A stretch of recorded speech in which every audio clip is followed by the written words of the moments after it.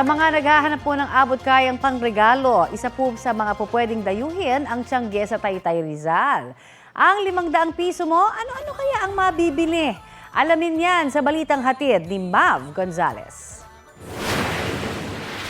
Kahit siksikan at napaka-traffic, dinarayo pa rin ng marami ang Taytay Tiangge sa Rizal kung saan mura na ang mga paninda, may dagdag na discount pa pag maramihan ang bili.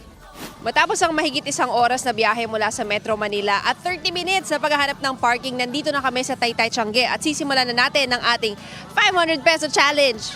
Ilan kaya mabibili natin dito? Pasok tayo. Maraming damit na pambata at mga terno. Diba, para sa mga may inaanak, ang cute. Ay, ma'am, magkano po yung mga set? Yung mga 350 po sa terno. Ano po last price nun?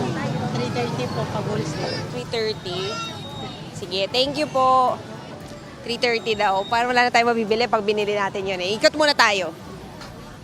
Gaganda po yan, ma'am. Overall, ma'am. Pa, may discount pag bibili ako. Yes, ma'am.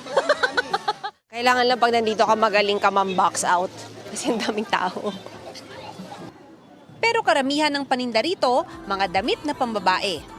Yung mga uso sa mga babae, pero parang hindi pang regalo yung mabibili ko rito, parang pang atin lang to ah. Magkano po yung mga ganito, ma'am? 350 po. Ano ba last price? Sa wakas, may nakita kaming abot kaya pero cute na damit pambata. May mga laruan din. Dahil tabi-tabi ang mga tindahan, madali mamili mapapambata man o pangmatanda. Ikaw na lang ang malulula sa rami ng pagpipilian.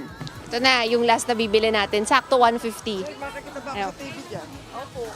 Sa halagang 500 pesos, nakabili kami ng 2 set ng sandong pambata, 3 shorts na pang summer na panlalaki, 3 usong crop tops sa pambabae, at 3 sleeveless top na pambabae na pwedeng pang opisina o pang Christmas party. Sulit na din po yung Mas marami din ano. Maganda po kasi dito, tapos madaling mahal.